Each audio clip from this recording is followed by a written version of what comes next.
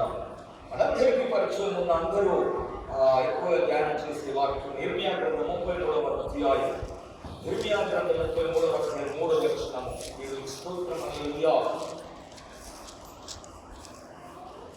ఇర్మియా గ్రంథం 33వ అధ్యాయం 3వ వచనం.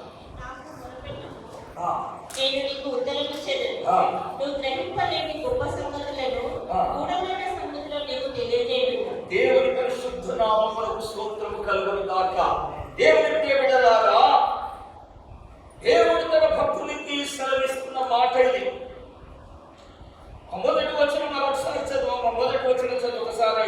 ఇర్మియా చెరసాల ప్రాకారములో ఇంకా ఉంచబడి ఉండగా యెహోవా వాక్కు రెండోసారి అతనికి ప్రత్యక్షమై ఇలాగ సెలవిచ్చిన దేవుని పరిశుద్ధ నామమునకు స్తోత్రం కలుగును గాక. ఇర్మియా భక్తుడు ప్రవక్త చెరసాలలో వేయబడ్డాడు. ఎందుకనగా దేవుని వాక్యాన్ని బోధించినందుకు. ప్రజలు అయ్యా మీ చెడు మార్గాన్ని విడిచిపెట్టండి, చక్కని మార్గంలో నడవండి, దేవుని ఉగ్రత రాబోతున్నది, దేవుని తీర్పు మీ పైకి రాబోతున్నది, ఇదిగో పరాయి రాజులు వచ్చి మిమ్మల్ని పట్టుకొని వెళ్ళిపోతున్నారు, నాశనం చేయబోతున్నారు కనుక దేవుని ఉగ్రత మీరు పాలు కాకుండాట్లుగా మీ జీవితాలను మార్చుకోండి అని యూదా ప్రజలకు, ఇశ్రాయేలు ప్రజలకు ఇర్మియా ప్రవక్త తెలియపరిస్తే వారు ఇర్మియాను కొట్టి బంధించి రాజుతో సహా ఇర్మియాను చెరసాలలో వేశారు. అబద్ధాలు చెప్తున్నావు, మేము చెరలోనికి పోము, దేవుడు మమ్మల్ని విడిచిపెట్టాడు, యెరూషలేములో నుండి మేము బయటకు వెళ్ళిపోము, మా దేశంలో క్షేమంగా ఉన్నది, ఇక్కడ దేవుని ఆలయం ఉన్నది, దేవుని మందసం ఉన్నది, బలియాగం ఉన్నది, బలిపీఠములు ఉన్నాయి, ఇవన్నీ కలిగిన మమ్ము మేము చెరలోనికి పోతామా అని ఇశ్రాయేలు ప్రజలు, దేవుని ప్రజలు, దేవుని పిల్లారా ప్రవక్తను ధిక్కరించారు. ఇర్మియా ప్రవక్తను ధిక్కరించి ఇర్మియాను చెరసాలలో వేశారు. అయినా దేవుని యొక్క వాక్కు మాత్రం ఆగిపోలేదు. దేవుని వాక్కు ఆగిపోదు. దేవుని బిడ్డలారా, దేవుని వాక్యములతో ఎవరు చెరసాలలో వేయలేడు. మనుషులను చెరసాలలో వేయచ్చు, మనుషులను ఆపు చేయొచ్చు, మనుషులను బంధించవచ్చు, కానీ దేవుని వాక్కు బయలుపరచబడుతున్నది. దేవుడు వల్ల రెండవసారి అతనికి ప్రత్యక్షమై సెలవిచ్చాడు. అంటున్నాడు, నాకు మొరపెట్టుము, నేను నీకు ఉత్తరమిచ్చు. నువ్వు గ్రహింపలేని సంగతులు, గూఢమైన సంగతులు నీకు తెలియపరచు. దేవుని బిడ్డలారా, దేవునికి మొరపెట్టు అని దేవుడు చెప్తాడు. దేవుడు చెప్తున్న నాకు మొరపెట్టు, నాకు మొరపెట్టు, ప్రార్థన చేయి, నాకు ప్రార్థన చేయి, నీకు తెలియని సంగతులు నీకు బోధిస్తాను. ఇప్పుడు మన గోవిందమ్మ యొక్క గొప్ప ఆశ ఒకటి వచ్చేసి ఏంటిది? చదువు రాదు కానీ బైబిల్ చదవాలి. అంటే చదువు రాదు కానీ బైబిల్ చదవాలి. బైబిల్ తీసుకొని పోవాలన్నా సార్ పనికైనా రోజు ఫోన్ చేసి అందరూ కొంచెం టైం ఉంటుంది, మాకు 1 గంట 1/2 గంట టైం ఉంటే అందరి మధ్యలో కూర్చొని బైబిల్ చదవాలి. తీసుకోపో మా బైబిల్ చదువు వచ్చిన వాళ్ళతో నేను చదివించుకొని నేను నాకు కూడా బైబిల్ చదవాలి, దేవుని వాక్యం చదవాలి, ఎవరికైనా చెప్పాలి. దేవుని బిడ్డ, నీకు గ్రహింపలేని సంగతులను, నీకు తెలియని సంగతులను, బైబిల్ చదువు రాదన్న ఆ యొక్క విషయంలో కూడా దేవునికి మొరపెట్టు, దేవునికి ప్రార్థన చేయి.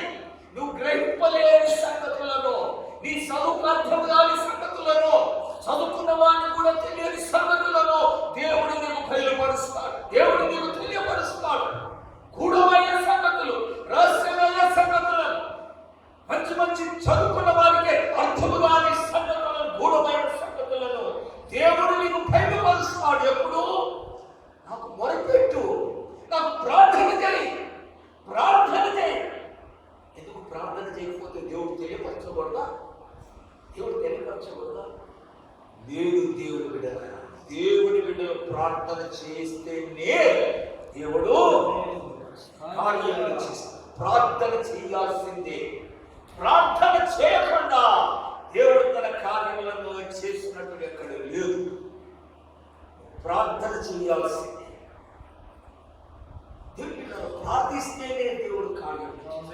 చూడండి, కొన్ని 2-3 సందర్భాలు విషయాలను మనం జ్ఞాపకం చేసుకొని నేను ముగిస్తాను. అపోస్తల కార్యములు ఒకసారి వస్తాం చూడండి. అపోస్తల కార్యములు 7వ అధ్యాయం. హల్లెలూయా హల్లెలూయా హల్లెలూయా, స్తోత్రం స్తోత్రం స్తోత్రం. యేసు రక్తం నుంచి 7వ అధ్యాయంలో దేవానికి స్తోత్రం, యేసయ్యానికి స్తుతి స్తుతి.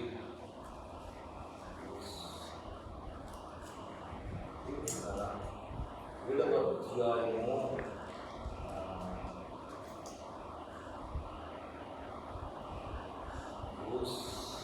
మోషేతో దేవుడు చెప్పిన మాట 31. మోషే చూచి ఆ దర్శనము నాకు ఆశ్చర్యపడి దాని నిందానికి చూచుటకు దగ్గరగా రాగా, నేను మీ పితరుల దేవుడను, అబ్రహాము ఇస్సాకు యాకోబుల దేవుడను అని ప్రభువు వాక్కు వినబడెను. 33-34 వచనం చదువు. అందుకు ప్రభువు, నీ చెప్పులు విడుము, నీవు నిలిచిన చోట పరిశుద్ధ భూమి. ఐగుప్తులో నిన్ను నా ప్రజల ఐగుప్తులో నా ప్రజల దురవస్థను నేను నిదానించి చూచితిని, వారు మూలుగును వింటిని. దేవుని పరిశుద్ధ నామానికి స్తోత్రం. వారిని విడిపించుటకు దిగి వచ్చి ఉన్నాను. దేవునికి స్తోత్రం. దేవుని బిడ్డలారా చూడండి, ఐగుప్తులో ఉన్న దేవుని ప్రజల యొక్క దురవస్థను దేవుడు ఏం చేశాడు? చూశాడు. చూసిన దేవుడు విడిపించడానికి రావాలి కదా, సహాయం చేయాలి కదా. కానీ అక్కడ ఒక మాట చెప్తున్నాడు, ఏంటిది? వారి మూలుగును నేను వింటిని. మూలుగడం అంటే ఏంటి? మూలుగడం అంటే ఎక్కువ బాధ వచ్చినప్పుడు ఆ బాధ యొక్క చివరి దశ.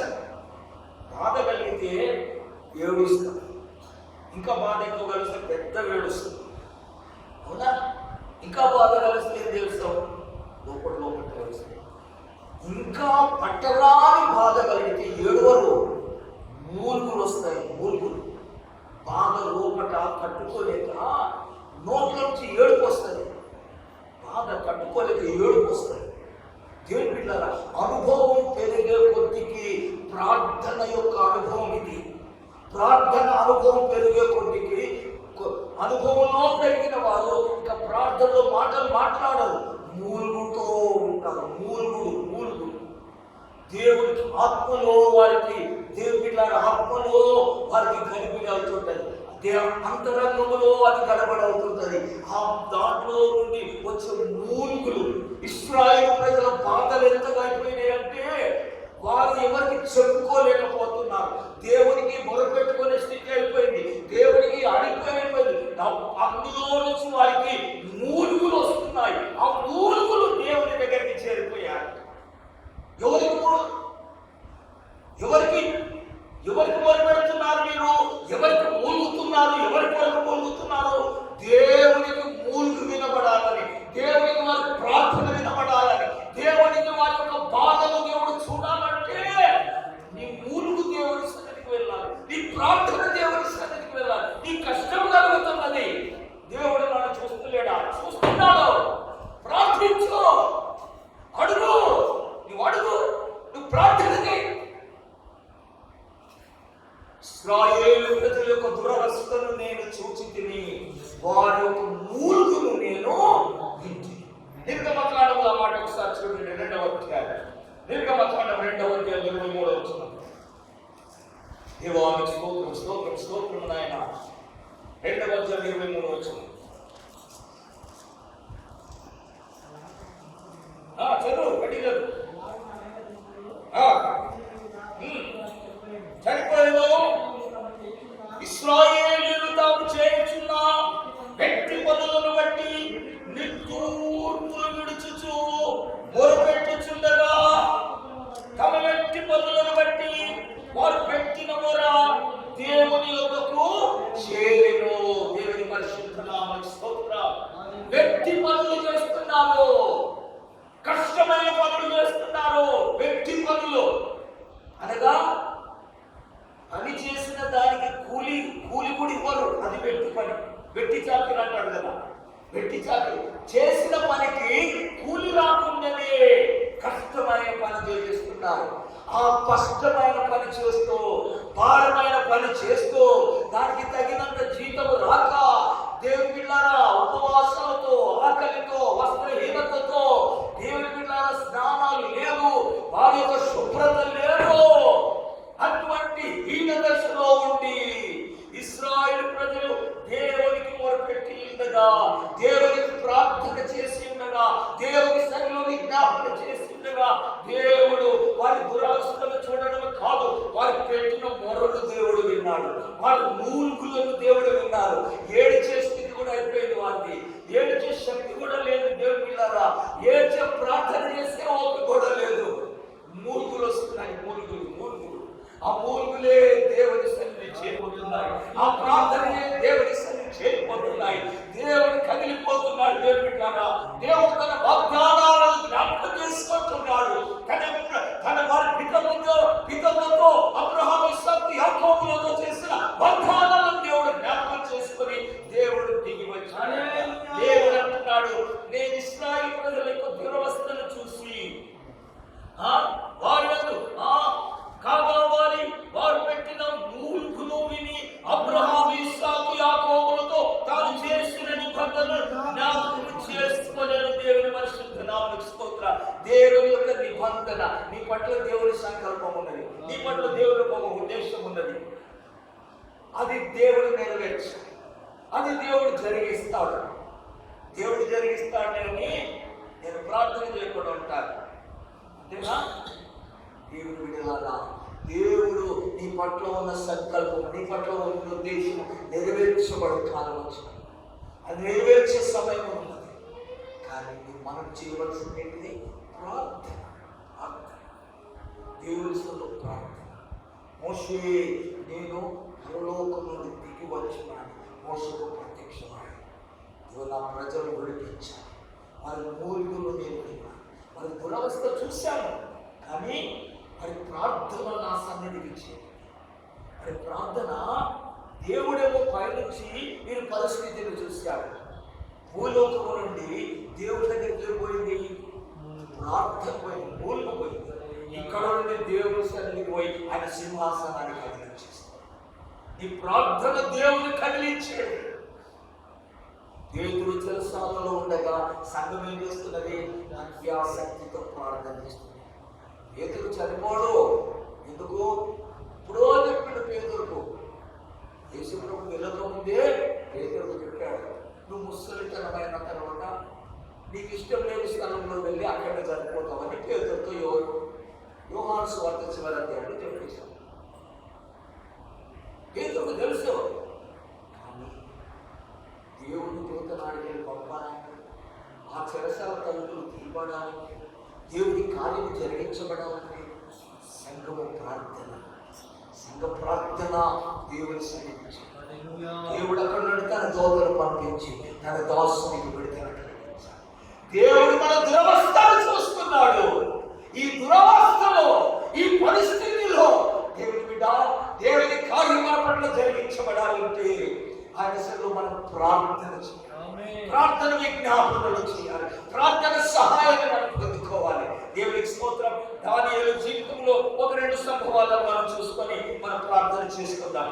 దానియేలు జీవితంలో కూడా దానియేలు చేసిన ప్రార్థనలను మనం చూద్దాం. దేవుడిలాగా చూడండి, నేను రాత్రికాల ముందు ధ్యానం చేసుకున్న మాట, దానియేలు దేవుని బిడ్డల సింహాల బోనులో దానియేలు వేయబడుతుంది.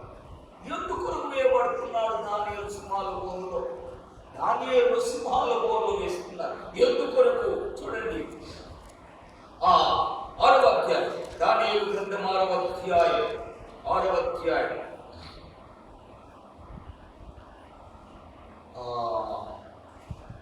7వ వచనం చదువు. ప్రధానులు, సేనాధిపతులు, అధిపతులు, మంత్రులు, అకిలి చదవమ్మ. 30 దినముల వరకు ఎట్లనగా 30 దినముల వరకు ఉంద తప్ప ఏ దేవుని యొద్దనైనను మానవుని యొద్దనైనను ఎవరును ఏ మనవియు చేయకూడదు. ఎవరైనా చేసిన యెడల వాడు సింహముల గుహలో పడును. దేవుని రాజా ఈ ప్రకారము రాజశాసనం ఒకటి పుట్టించండి. దేవునికి స్తోత్రం. దేవుని బిడ్డలారా, ఇదిగో ఒక శాసనాన్ని పుట్టిస్తున్నారు, ఒక ఆర్డర్ పుట్టి ఒక జీవోను పాస్ చేపిస్తున్నారు. ఏంటిది? 30 దినముల వరకు నీ దేశంలో ఏ మనుషుడు కానీ, వాడు ప్రధానమంత్రి కానీ ఎవడే కానీ, రాజు దగ్గర వచ్చి మాత్రమే ప్రార్థన చేయాలి. నీకేం అవసరం వచ్చినా దేవుని దగ్గర పోయి ప్రార్థన చేయకూడదు. ఎవరి దగ్గర చెప్పాలి? మీ డిఎం గారిని అడగాలంట, లేకపోతే కేసీఆర్ పోయి అడగాలి. ఎవరిని అడగదు. ఎవడైనా అడిగాడా? కేసీఆర్ అడగకుండా వచ్చి ఇక్కడ మోకరించి దేవా సహాయం చేయండి ఆయన అని అడిగావా? ఏం చేస్తావు? నిన్ను సింహాలకు వేసి సింహాల పొగలో వేస్తే సింహాలు చంపుకొని. ఇది జీవో, గవర్నమెంట్ ఆర్డర్. ఇది గవర్నమెంట్ ఆర్డర్. 30 రోజుల వరకు ఎవ్వరికి ఏ ప్రార్థన చేయాలి, ఒక్క రాజుకు మాత్రమే చెప్పాలి. నీకే కష్టం వచ్చింది. ఈ జీవో ఇప్పుడు అమల్లో ఉంటుంది. ఈ జీవో ఇప్పుడు అమలు ఉంది. తెలుసు ఎక్కడ? చైనా దేశంలో అమలు ఉంటుంది. కొన్ని కమ్యూనిస్టు దేశాలు ఈ జీవో ఇప్పటికి అమల్లో ఉంది. ఇప్పటికీ నడుస్తుంది. ప్రార్థనలు చేయకూడదు. ఇవాళ సహాయం చేయమని అడగకూడదు. ఇప్పటికీ నడుస్తున్నాయి ఈ జీవో. కంబోడియా దేశంలో, రొమేనియా దేశంలో, కమ్యూనిస్టు దేశాలు అక్కడిక్కడ ఇదే జీవోలు అక్కడ అమలు పరుస్తాం. ఏదున్నా నాయకుడికి చెప్పుకోవాలి. దేవుడికి ప్రార్థన చేస్తే మీరు శోభతోతలు అయిపోతుంది. అని చేయకూడదు అనుకుంటున్నారు కానీ శిక్షిస్తారు. ప్రార్థిస్తున్న వారిని పట్టుకుపోయి జైల్లో వేస్తారు. ఇక్కడ సింహాల పోలు వేశారు, ఇప్పుడు జైల్లో వేస్తారు. సింహాల పోలు కంటే భయంకరంగా ఉంటాయి జైలు శిక్షలు. చైనా దేశంలో క్రైస్తవులు యొక్క హింసలు భయంకరమైన హింసలు. వారి యొక్క చరిత్రలు, వారి యొక్క సాక్ష్యాలు చదివితే వణుకుడు పడుతుంది. అంత భయంకరమైనటువంటి హింసలు పోతుంటారు. మన నాకు ఎంతుంటుందో బయట కూడా తెలియలేదు. అంత బయటికి లాగి మేకు కొడుతున్నాం ప్రార్థన చేసినందుకు. మన నాలుగు అంత పొడుగుంటారన్న సత్యం కూడా తెలియదు. దేవుని బిడ్డలో ఇంకా చెప్పుకోలేనటువంటి భయంకరమైన హింస ప్రార్థన చేసినందుకు. అయినా కూడా చైనా దేశంలో ఉన్నన్ని సంఘాలు మరి దేశం అన్ని సీక్రెట్ సంఘాలు ఉంటాయి, అండర్ గ్రౌండ్ సంఘాలు ఉంటాయి. దేవునికి వారు చేసే ప్రార్థనలు చూస్తే దేవుని బిడ్డలారా ఏం ప్రార్థనలు అవి, ఏమి ఆరాధనలు.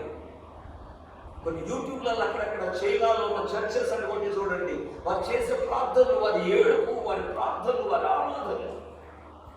దేవుని బిడ్డలారా ఆయన దేవుడికి మొదలుపెడుతుంది. దేవుని బిడ్డలారా దానియేలు జీవితంలో కూడా ఒక శోధన వచ్చేసింది. దానియేలు ప్రార్థనాపరుడు.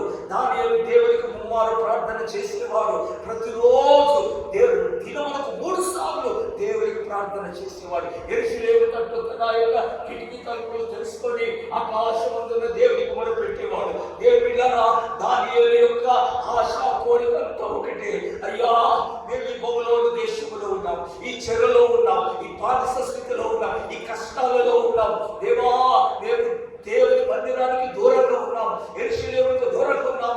ఆరాధనలు లేవు, పాటలు లేవు, పలులు లేవు. అయ్యా ఈ చెరలో నుండి, ఈ బబులోను దేశంలో నుండి మాకు విడుదల దయచేయి, మాకు విమోచన దయచేయని దానియేలు ప్రతిరోజు ముమ్మారు దేవునికి ప్రార్థన చేస్తూ ఉన్నాడు. దేవుని బిడ్డలారా ఇలాగ ప్రార్థన మార్పించాలని, ఇలాగ ప్రార్థన చేయించకూడదని కొందరు దానియేలుకు వ్యతిరేకముగా లేచి రాజు దగ్గర ఇప్పుడు మనం చదివిన లేఖన ప్రకారము రాజుకు చెప్పేశారు, రాజాని ఒక శాసనం పుట్టించు, ఒక జీవం పాస్ చేయి, ఒక ఆర్డర్ పాస్ చేయి. 1 నెల వరకు ఎవ్వరు కూడా నీ దగ్గర తప్ప ఇంకే మనుషుని దగ్గర కానీ దేవుని దగ్గర కానీ ఎవడు మొరపెట్టకూడదు, ఎవడు ప్రార్థన చేయకూడదు. ఆశ్చర్యించాడు.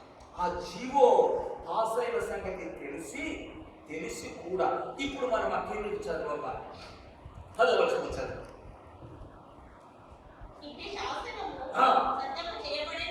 సంతకము చేయబడినని తెలుసుకొనినను. ఇది ఈ మాట ఒకటి తెలుసుకొనినను.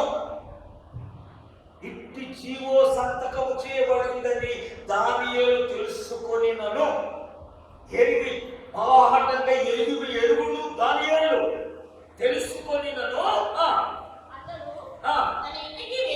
తన ఇంటికి వెళ్ళి యథాప్రకారముగా అనుదినము ముమ్మారు మోకాలుని తెరవబడినగా తన దేవునికి ప్రార్థన చేయుచు ఆయనను స్తుతించుచు వచ్చెను. దేవునికి స్తోత్రం కలుగునుగాక. దేవుని బిడ్డలారా, ఇట్టి శాసనము సంతకము చేయబడిన సంగతి దానియేలుకు తెలుసుకొనినను. బాహాటంగా తెలిసినను. దానియేలు ఆ యొక్క శాసనం జీవుకు భయపడక యథావిధిగా ఈ మాటన బాగా అర్థం చేసుకోండి. యథావిధిగా ప్రార్థనను మాత్రం ఆపడం లేదు. సంతకము జీవం బయలుదేరింది. ప్రార్థన చేస్తే సింహాల గుహలో వేయబడతావు, నాశనమైపోతావు, మరణము నీకు సంభవిస్తుంది అని తెలిసి కూడా నీ ప్రార్థన జీవితాన్ని, నీ ప్రార్థనకు ఆటంకం కలిగించే ప్రయత్నాన్ని దేవుని బిడ్డలారా దానియేలు ఆపు చేయలేదు. యథావిధిగా తన అలవాటు ప్రకారము, తన క్రమ ప్రకారము, ఎన్ని ప్రతికూల పరిస్థితులు కలగని దేవుని బిడ్డలారా, ప్రతికూల పరిస్థితులను బట్టి చాలా మంది ప్రార్థనలు మానుకుంటున్నారు, ప్రార్థనలకు రాలేకపోతున్నారు. దేవుని బిడ్డలారా, చలి అని ఇంకా పరిస్థితి అని ఈ పరిస్థితి అని ఎంత పరిస్థితులు ఉన్నా మన యథా ప్రకారం చేసే ప్రార్థన అది నీకు పరిస్థితులను బట్టి ఆపు చేస్తున్నదా, అది సాతాను కార్యమే. నీ మనని దేవుని ఎదురు చేరకుండా, నీ ప్రార్థన దేవుని ఎదురు చేరకుండా సాతాను కలిగిస్తున్న ఆటంకమే, సాతాను కలిగిస్తున్న శోధనే అది అని యథాప్రకారంగా దానియేలు తన ఇంటికి వెళ్ళి తన గది తలుపులు, కిటికీల తలుపులు యెరూషలేము దిక్కు తెలుసుకొని మోకాలుని దేవుని ప్రార్థన చేస్తాడు, దేవుని స్తుతిస్తున్నాడు. దేవుని బిడ్డలారా, ఎట్టి పరిస్థితులు మనకు కలిగినా కూడా, ఎట్టి క్లిష్టమైన పరిస్థితులు రాని ప్రార్థన సమయమే. నీ ప్రార్థన జీవితం ప్రార్థనే, ఆరాధన సమయం ఆరాధనే, ఆన్లైన్ ప్రేయర్ సమయం ఆన్లైన్ ప్రే, గొలుసు ప్రార్థన సమయం ప్రార్థనే. యథావిధిగా మనకు దేవుని సన్నిధిలో మొరపెట్టవలసిన వారమై ఉన్నాం. దేవునికి స్తోత్రం కలుగునుగాక. దేవుని బిడ్డలారా, దానియేలు యథావిధిగా అన్ని తెలిసిన వాడు. ప్రార్థన చేస్తే ఏమి జరుగుతుందో తెలుసు. అయినా కూడా అనగా రాజు శాసనము కంటే, గవర్నమెంట్ పాస్ చేసిన జీవో కంటే దేవుని సన్నిధిలో ప్రార్థన చేయడమే దానియేలుకు ప్రధానం. అదే శ్రేష్టమైంది. దానికి భయపడతలేడు, కానీ ప్రార్థన చేయకపోతే ఏమైతుందని భయం. శాసనం వచ్చిందని భయం లేదు. నేను ప్రార్థన చేయకపోతే నాకు ఏ కీడు కలుగుతుందో, నాకు విడుదల కలగదు, నా జనులకు విమోచన కలగదు, నా జనులకు ఈ బొమ్మలో చెరలో నుంచి విడుదల కలగదు. దేవుని బిడ్డ ప్రార్థన చేయి. ఒక్క నెల ప్రార్థన చేయకపోతే ఏమైతే దానియేలు ప్రధానమంత్రి దానియేలు దేవునికి ప్రార్థన చేయకపోతే దేవుని బిడ్డ ఖరీదా ప్రకారం ప్రార్థన యొక్క గొప్పతనం, ప్రార్థన యొక్క ప్రాముఖ్యత, ఇంపార్టెన్స్ దానియేలు తెలియదు. రాజు శాసనము కంటే, సింహముల యొక్క నోర్ల కంటే, సింహాలకు తన ప్రాణము కంటే ప్రార్థనకు, దేవునితో కనెక్షన్కు, దేవునితో సంభాషణకు, దేవునికి మొరపెట్టుట దానియేలుకు అంత ఇష్టమైంది. ప్రాణం కంటే ప్రార్థన ఎక్కువ. ప్రాణం పోయినా పర్వాలేదు, ప్రార్థన మాత్రం విడిచిపెట్టాడు. ప్రాణం పోతే పోది, ప్రార్థన విడిచిపెట్టాడు. ప్రార్థన యొక్క విశిష్టతను, గొప్పతనాన్ని దానియేలు తన జీవితంలో ఇలా ప్రార్థన చేసిన దానియేలు సింహాల గోడ కప్పిపోయిందా? దానియేలు పట్టుకొని వెళ్ళిపోయారు, సింహాల గోడలు వేశారు. ఇదిగో దానియేలు గురించిన సాక్ష్యాన్ని ఒకసారి విందాం. దేవుని స్తోత్రం. 16వ వచనం చదవండి.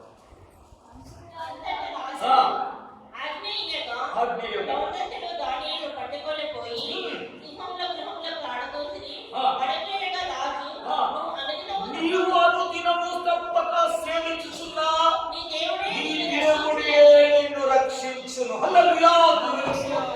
నీవు అనుదినము, ఎప్పుడు? తప్పక, అనుదినము తప్పక నీవు సేవించుచున్నా నీ దేవుడే నిన్నేం చేస్తాడు? రక్షిస్తాడు. ఈ సింహాల నుంచి నేను రక్షించలే, రాజు చెప్తున్న వాక్యలివి. ఈ సింహాలలో నుండి నేను రక్షించలేను. సింహాలు నాకంటే బలమైన ఉండొచ్చు. నీవు సింహాల మధ్యలోకి వెళ్ళిపోయావు, క్రూరమైన మనుషుల మధ్యలోకి వెళ్ళిపోయావు. నీ ఇంటి చుట్టూ సింహాల వంటి మనుషులు ఉన్నారు. వాటిలో నుండి తప్పించడము నీవు అనుదినము తప్పక ప్రార్థన చేస్తున్న నీ దేవుడే నిన్ను, ఆయనే నిన్ను రక్షిస్తాడు. దేవుని బిడ్డ, నీ ప్రార్థన నీకు సహాయం చేస్తుంది. నువ్వు చేసే ప్రార్థన వ్యర్థమైపోదు. నువ్వు చేసే ప్రార్థన దేవుని సన్నిధికి చేరుతుంది. దేవుని సన్నిధికి చేరేది ఏంటిది? ప్రార్థనే. కానుకలను తీసుకుపోయిన పెట్టి దాంట్లో పెట్టేస్తాను. నువ్వు దేవుడి దగ్గర పోతున్నా, దేవుడి కొరకు వాడబడతావు. కానీ దేవుడి దగ్గర పోయేది ప్రార్థనయే. నేను వాక్యం చెప్తా, మీకందరికి వినిపిస్తుంది. కానీ దేవుడి దగ్గరికి పోతే ప్రార్థన పోతుంది. నీ ప్రార్థన దేవుడి దగ్గర. కానీ అనుదినము నువ్వు తప్పక సేవించు, అనుదినము నువ్వు తప్పక ప్రార్థన చేయి. ప్రతి ప్రార్థనలో పాల్పొందు, ప్రతి ఆరాధనలో పాల్పొందు. దేవుడి బిడ్డ, నువ్వు ఇక్కడ చేసే స్తుతి ఆరాధన ఎవరికి నాకు తెలుసుకున్నావా? నేను కూడా తెలుసుకున్నా. నువ్వు నేను కలిసి ఎవరు చేస్తున్నామో, ఇదిగో జీవము కలిగిన దేవుడికి చేస్తున్నావు. మనల్ని రక్షించే దేవుడు, మనల్ని తప్పించే దేవుడు, మనల్ని విడిపించే దేవుడు, ఆయనకు మనం ప్రార్థన చేస్తున్నాం. నువ్వు అనుదినము తప్పక సేవించుతున్న నీ దేవుడే నిన్ను రక్షిస్తాడు. అక్కడికి మనం చదవాలి. 21వ వచనం. నేను నా దేవుని దృష్టికి 20వ వచనం. అతడు గృహ దగ్గరకు రాగానే దుఃఖపు స్థలములో దానియేలును పిలిచి, జీవముగల దేవుని సేవకుడైన దానియేలు, నిత్యము నీవు సేవించుచున్న నీ దేవుడు నిన్ను రక్షింపగలిగేనా? దేవుని పరిశుద్ధ స్తోత్రం. హల్లెలూయా. 22వ వచనం చదవమ్మా. 22వ వచనం. నేను నా దేవుని దృష్టికి నిర్దోషిగా కనబడితిని గనుక ఆయన తన దూతను పంపి సింహమును నాకు ఏ హాని చేయకుండా నోరు మూయించెను. దేవుని నామమునకు స్తోత్రం. హల్లెలూయా. రాజు వచ్చాడు. ఓ అనుదినము తప్పక దేవుని సేవ చేస్తున్న దానియేలు, నీవు తప్పక సేవ చేస్తున్న నీ దేవుడు నిన్ను రక్షించగలిగేనా? అమ్మా, నువ్వు ప్రార్థన చేస్తున్నా దేవుడు నీకు సహాయం చేస్తున్నాడా? నువ్వు తప్పక ప్రార్థన చేస్తున్నావు కదా, తప్పక దేవుని ఆరాధిస్తున్నావు కదా, క్రమం తప్పకుండా చర్చకు వస్తున్నావు కదా, క్రమం తప్పకుండా ప్రార్థనలో వస్తున్నావు కదా. నీ ప్రార్థన వల్ల నీకేమైనా మేలు కలుగుతుందా? ఇదిగో ఈ కష్టాలలోకి వెళ్ళిపోయావు, సింహాల మధ్యలోకి వెళ్ళిపోయావు. ఇప్పుడు ఏమైనా నువ్వేమైనా క్షేమం ఉందావా దానియేలు అని రాజు వచ్చి దానియేలు పైనుంచి అడుగుతున్నాడు. సింహాల మధ్యలో ఉన్న దానియేలు. దేవుని బిడ్డలారా, నిన్ను దేవుడు రక్షించగలిగినా?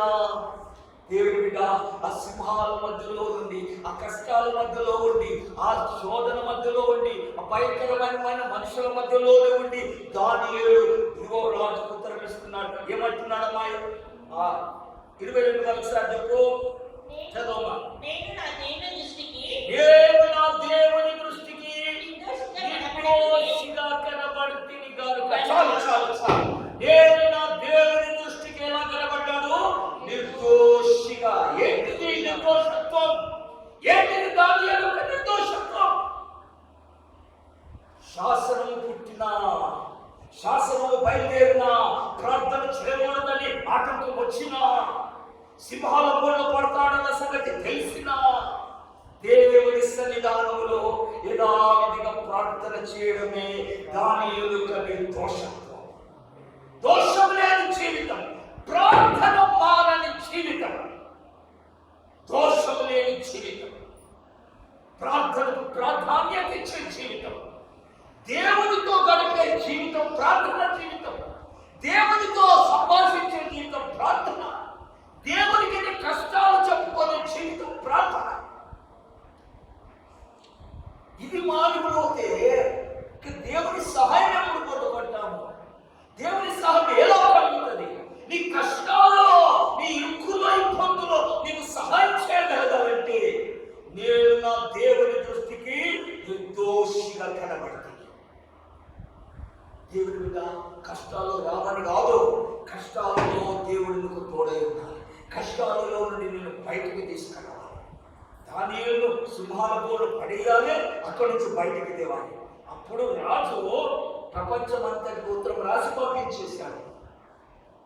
దానియేలు దేవుడే దేవుడు, సింహాల నోటిలో నుండి రక్షించిన దేవుడు దానియేలు దేవుడు. నాకు భయపడలేదు, నా యొక్క శాసనానికి జీవుకు భయపడినటువంటి వాడు దేవుడికి భయపడ్డాడు. తన దేవుడికి భయపడ్డాడు కనుక తన దేవుడు ఆ సింహాలలో నుండి దానియేలును బయటకు తెచ్చాడు. ఈ జీవితంలో కార్యం చేయలేదా? ఎందుకు జరగకపోతుంది? ప్రార్థన. మన ప్రార్థన లేదు, మన ప్రార్థన వెనకబడతాం, ప్రార్థన నిర్లక్ష్యం. ఏదో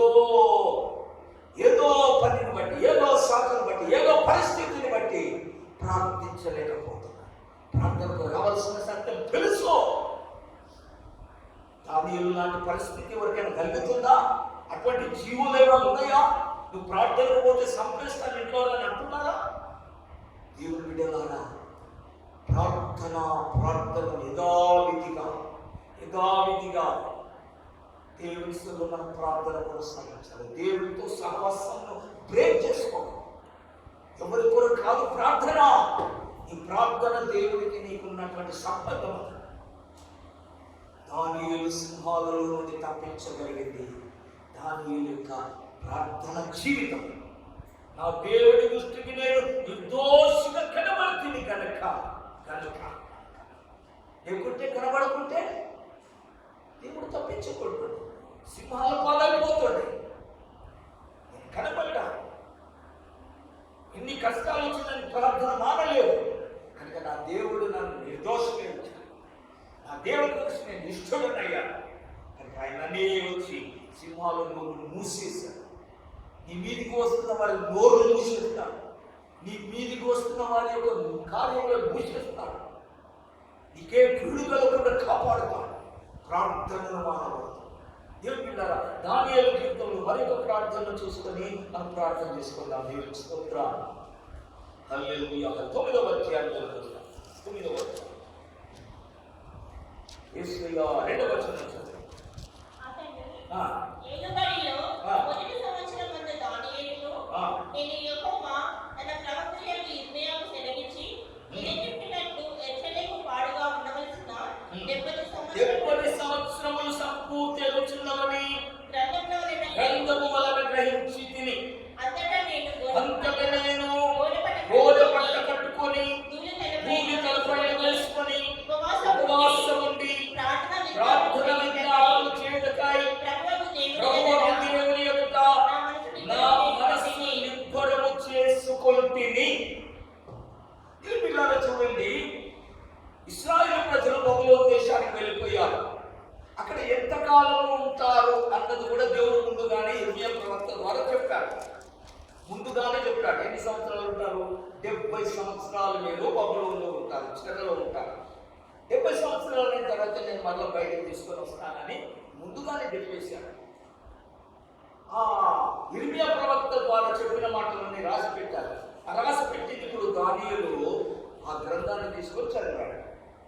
చదివి దానియేలుకు అర్థమైపోయింది, 70 సంవత్సరాలు అయిపోయింది, ఇక మేము బయటకు వచ్చేస్తాం, ఈ చెరువులో నుంచి బయటకు వస్తాం, ఈ బబులోను దేశం నుంచి బయటకు వస్తామని దానియేలుకు అర్థమైంది. బయటకు వస్తామని ప్రవక్త ద్వారా దేవుడే చెప్పించాడు. మీరు 70 సంవత్సరాలు బబులోను దేశానికి పోతారు, అక్కడ చెరలో ఉంటారు. 70 సంవత్సరాల మరలా నేను బయటకు తెస్తానని ప్రవక్త ద్వారా, ఇర్మియా ప్రవక్త ద్వారా 70 సంవత్సరాల క్రితం దేవుడు చెప్తే గ్రంథంలో రాసి పెట్టారు. ఇప్పుడు 70 సంవత్సరాలు అయిపోయింది. ఆ సంగతిని దానియేలు ఇప్పుడు చదువుకున్నాడు. ఇర్మియా ప్రవక్త చనిపోయాడు, గ్రంథం మాత్రం ఉంది, వాక్యం ఉన్నది. వాక్యాలు చదువుకున్నా 70 సంవత్సరాలు అయిపోయాడు, ఇక మాకు విడుదల వస్తుంది అని సంతోషపడలేదు. ఏం చేస్తున్నాడు? ప్రార్థన చేయడం మొదలు. దేవుడు వస్తున్నాడు, ముందుగానే చెప్పాడు, సంబరపడి మంచిగా ఉండాలి. సరిపోయిందా? ప్రార్థన ప్రార్థన ప్రార్థన. సంబరపడకు, సంబరాలలో ఉండకు, దేవుడితో సహవాసాన్ని దూరం చేసుకోవద్దు, దేవుడితో ఉన్న కనెక్షన్ దూరపరచుకోకు. దేవుడు తన యొక్క చిత్త ప్రకారమైన వస్తున్నాడు, కానీ నువ్వు ఆ సిద్ధపాటులోనికి రావాలి. సిద్ధపాటులోనికి విడుదల సమీపించింది, 70 సంవత్సరాలు గతించిపోతున్నాయి అని దానియేలు గ్రహించాడు. గ్రహించి ఆ కార్యము కొరకాయ, దేవుని కార్యము కొరకాయ, ఇదిగో దానియేలు ఏం చేశాడంట? మా ప్రార్థన, దానియేలు ప్రార్థన అంతటనేలో గోనె పట్ట కట్టుకొని, ధూళితల పైన వేసుకొని, ఉపవాసం ఉండి ప్రార్థన విజ్ఞాపనలు చేటకాయ, ప్రభువు దేవుని ఎదుట నా మనస్సును నిబ్బరము చేసుకొంటిని, స్థిరపరచుకొంటిని. దేవుని బిడ్డలారా, దేవుని సలు ప్రార్థన చేయాలని, దేవుని కొరకు విడుదల కొరకాయ, నా ప్రజల యొక్క విమోచన కొరకాయ, మేము తిరిగి యేసులోకి వెళ్ళాలి, మేము తిరిగి దేవుని సన్నిధికి వెళ్ళాలి, మేము తిరిగి దేవుని ప్రజలందరూ కూడా బబులోను దేశంలో పారిశ స్థితిలో ఉన్నారు, వీరికి విడుదల కలగాలంటే ఆ కాలం దగ్గర పడ్డది. కానీ దాని దేవుడు కార్యము జరిగించాలంటే ప్రార్థన చేయాలి, ప్రార్థనకు పూనుకోవలసింది. తగ్గించుకొని ప్రార్థించుకుంటున్నాడు దానియేలు. అప్పటికి ప్రధానమంత్రి వస్త్రాలు తీసేస్తాడు, గోడ బట్టలు కట్టుకున్నాడు, దీన వస్త్రాలను కట్టుకున్నాడు. దేవుడిలారా, తలపై ధూళి వేసుకున్నాడు. ఎందుకు ధూళి?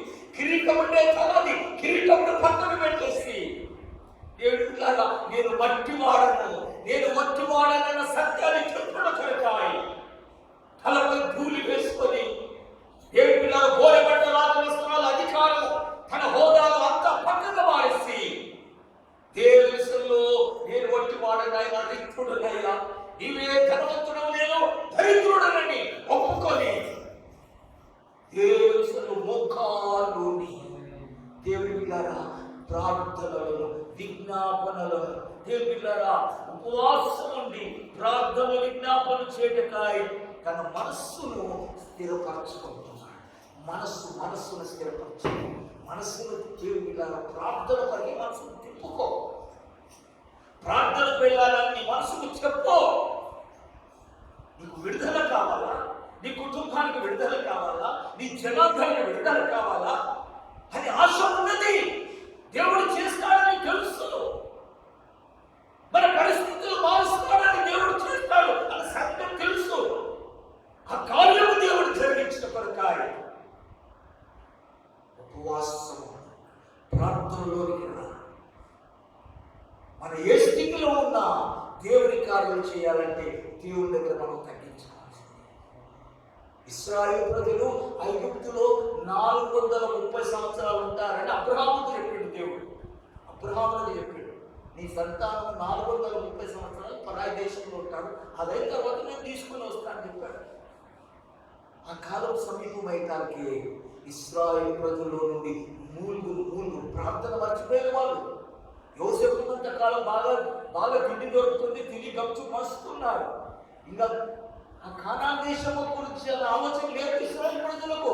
ఐగుప్తులు మస్తుంది కదా, ఇక్కడే ఉండి పొందబడుకున్నారు వాళ్ళు, అదే అనుకున్నారు.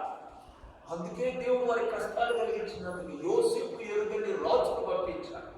యోసేపు అంటే ఎవడో తెలువని రాజు వచ్చేసి ఇబ్బంది పెట్టుకుంటే అప్పుడు దేవుడికి మొదలుపెట్టాడు. అప్పుడు దేవుడు ఆ మూలుగు వినాలి, అప్పుడు ఆ ప్రార్థన వినాలి. దేవుడి సన్నిధికి ప్రార్థన చేయకపోయింది, మూలుగులించి ప్రార్థన.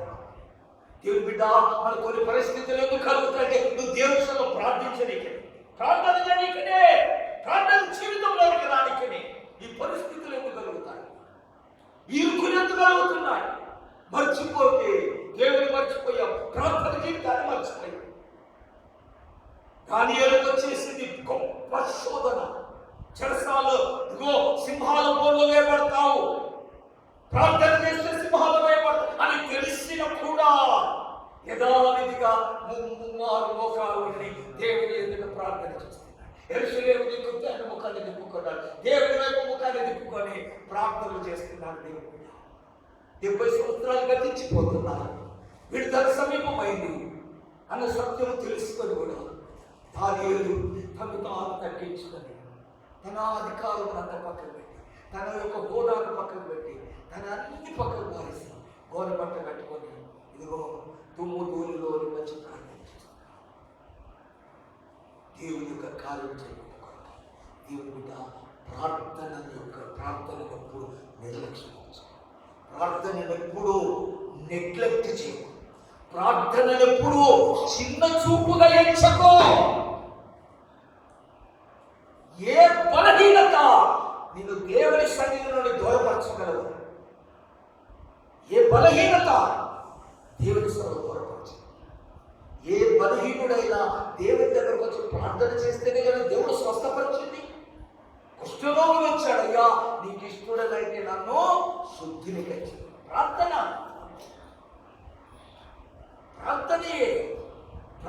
లేకుండా ప్రభు ఏం చేయలేదు. ప్రార్థన దేవుని బిడ్డ మన పరిస్థితులు ఏమున్నా ఆ పరిస్థితులు ఎందుకు కలిగాయంటే ప్రార్థన లేనికే నా సన్నిధికి రావాలి, నాతో సహవాసం కలిగి ఉండాలి. నా బిడ్డలకు నేను చేసే కార్యము తప్పకుండా చేస్తాను, కానీ ప్రార్థన చేసే బిడ్డగా మారు. దేవుని సన్నిధిలో ఆయన ముఖాన్ని చూసే నీ ముఖమాన్ని కనబడాలి, నీ ముఖమాన్ని కనిపించాలి.